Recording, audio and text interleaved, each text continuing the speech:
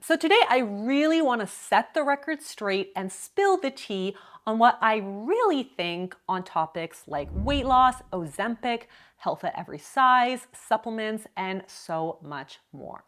Abbey Sharp is a registered dietitian, a certified expert. She's a dietitian for a generation skeptical of diet culture. She built her platform on debunking diet myths.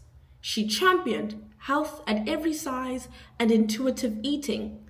She called calorie counting toxic. But when she admitted to lying to her audience, there was no apology.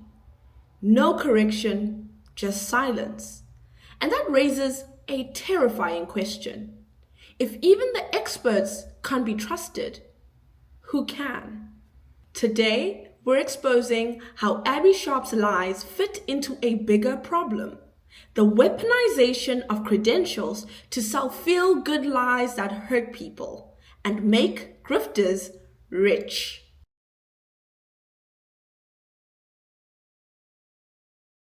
Abbey is known for a few things specifically, and I think it's safe to say that she may have exaggerated study findings to claim haze is healthier than weight loss, without context of the individuals on the other side of the screen.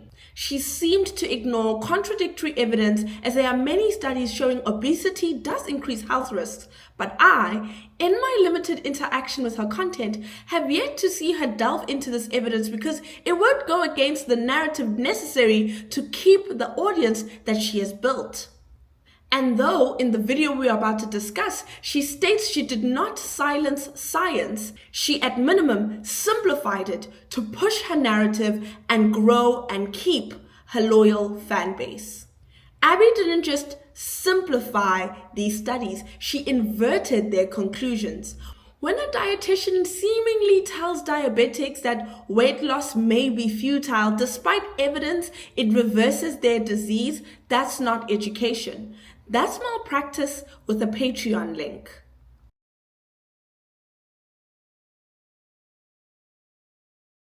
So let's talk about this video, right? She starts off by reintroducing herself, right? This is not the Abbey you've known before.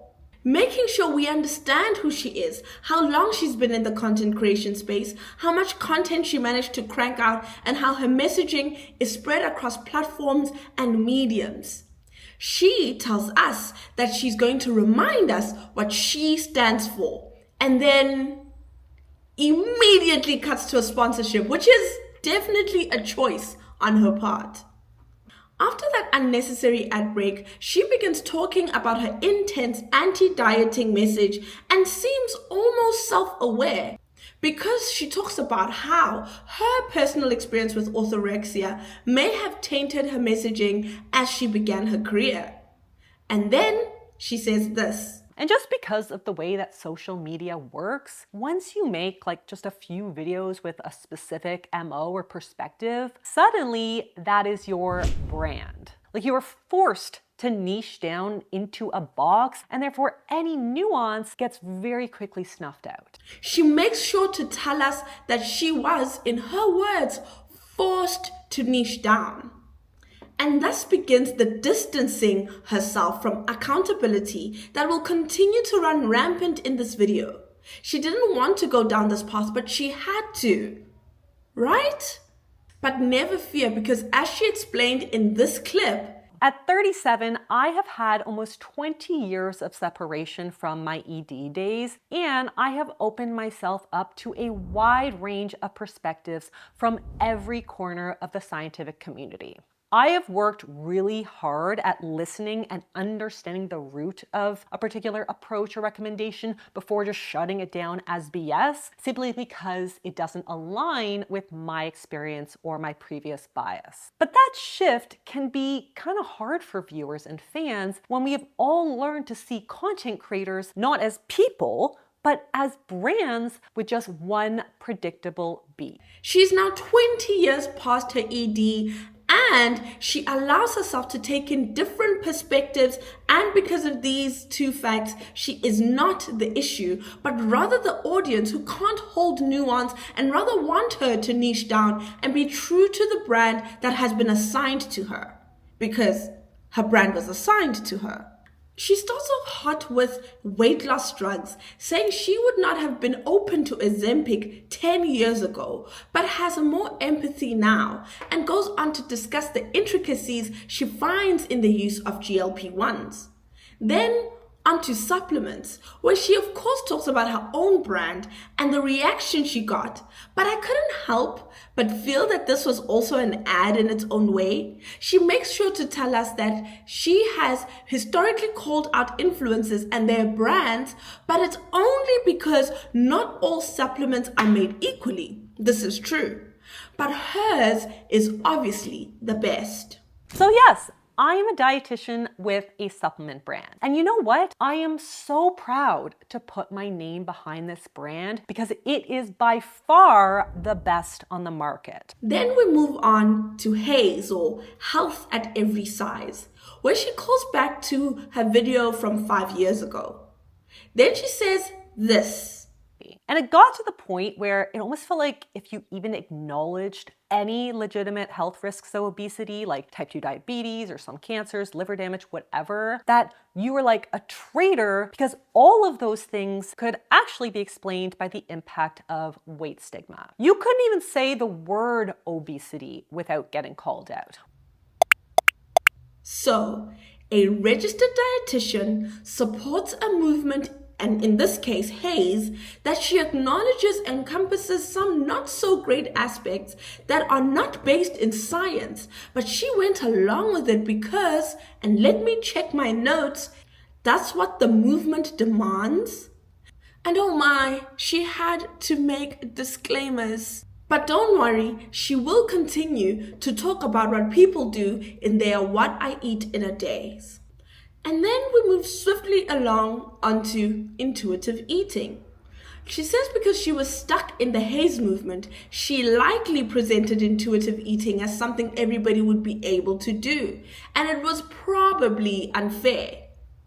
So she was stuck in the Haze movement, and she likely presented something to people. So very strong language in the pots blaming the movement, but very light on the language needed to take responsibility for her actions to her followers.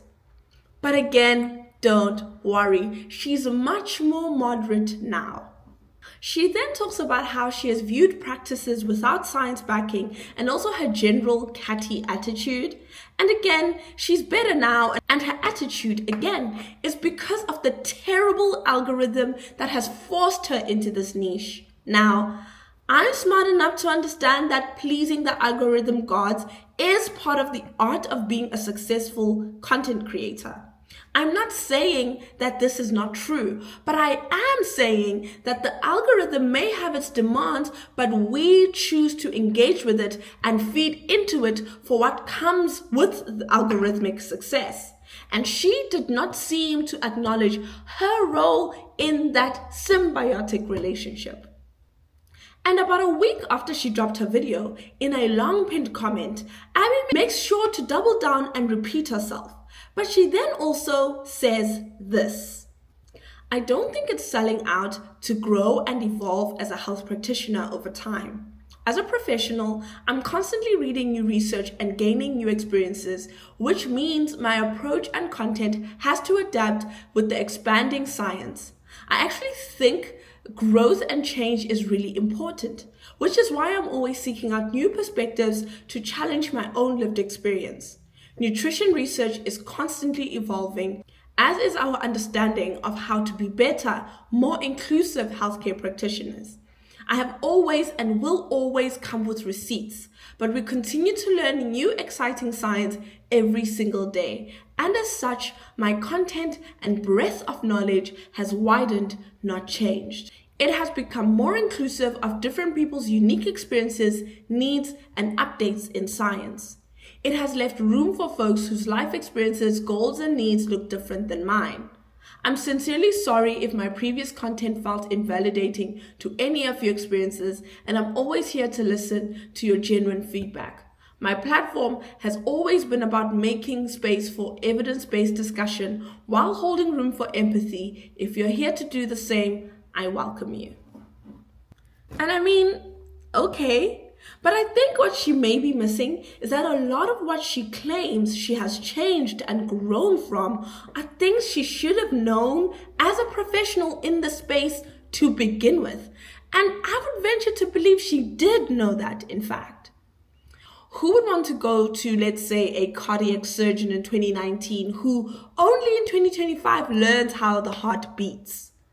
It's ridiculous, and she has done herself no favors in this pinned comment. And since this video has dropped, she has gone on to drop 2 other videos. One about high protein snacks for weight loss, right? No restriction summer is what she says, which has 24,000 views as of the day I'm recording.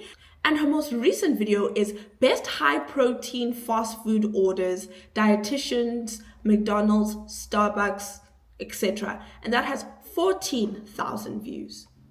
And somehow, this is not the worst part of this drama.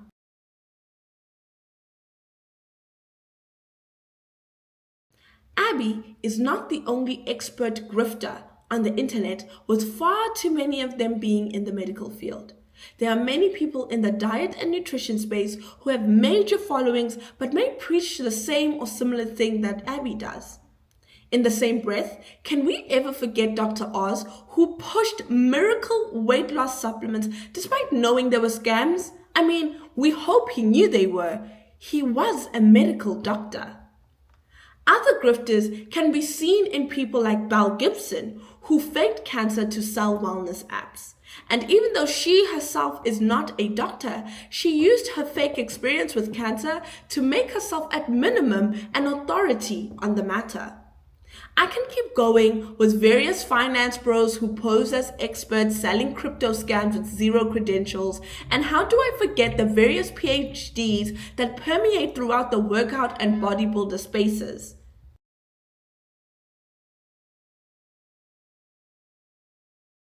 The consequences of Abbey Sharp's misinformation aren't theoretical. They are measurable. When a registered dietitian tells millions of followers that weight loss is futile or that intuitive eating works for everyone, real people suffer. Diabetics may delay life-saving interventions because they've been told insulin resistance is weight neutral. Binge eaters can relapse after being advised to just listen to their hunger cues, ignoring the science showing that disordered eaters often misinterpret satiety signals. Even worse, Abbey's dismissal of calorie tracking leads some to abandon structured nutrition plans that could actually help them, while she profits from sponsorships with wellness brands. This isn't just bad advice. It's dangerous, especially for vulnerable audiences like recovering anorexics or metabolically compromised patients who need precise guidance, not platitudes. Beyond the individual harm, Abbey's grift erodes trust in all experts.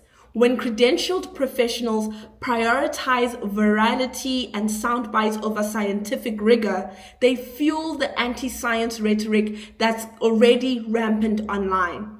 Why would anyone believe dietitians when influencers like Abbey openly admit to cherry-picking data?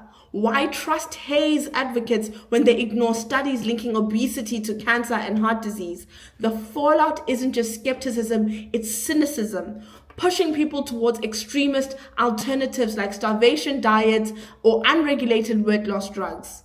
And while Abbey shrugs off criticism, her followers are left navigating a wellness landscape where every authority seems compromised. The ultimate cost, though? A public that no longer believes any health advice, even when it's true. Now, how can you spot a grifter who also happens to hold a title that we should be able to trust? Here are some red flags. Any scientist who tells you the science is settled. Real science? Never settled. Somebody who may be selling a cure, especially when they have an affiliate link. Someone who does not go back and make any corrections as they learn and grow. Abby really never fixed her mistakes. She herself said she's been doing this for over 10 years. What I want you to take away from this is the fact that credentials don't make someone honest. They just make the lies more dangerous. So next time an expert tells you what to do, ask yourself, who will profit when I believe them? Whew. That brings us to the end of that. I took my time making this particular video only because I really wanted to listen to her, see if she was going to make any follow-up videos, because this is a one and done for me. This is more than Abbey Sharp. This is the expert community online as a whole. Thank you guys so much for watching. Don't forget to like, comment, and subscribe. And just to be a little messy in the comment section, why don't you comment what expert you think is lying to us? I'll see you guys in my next one. Toodles!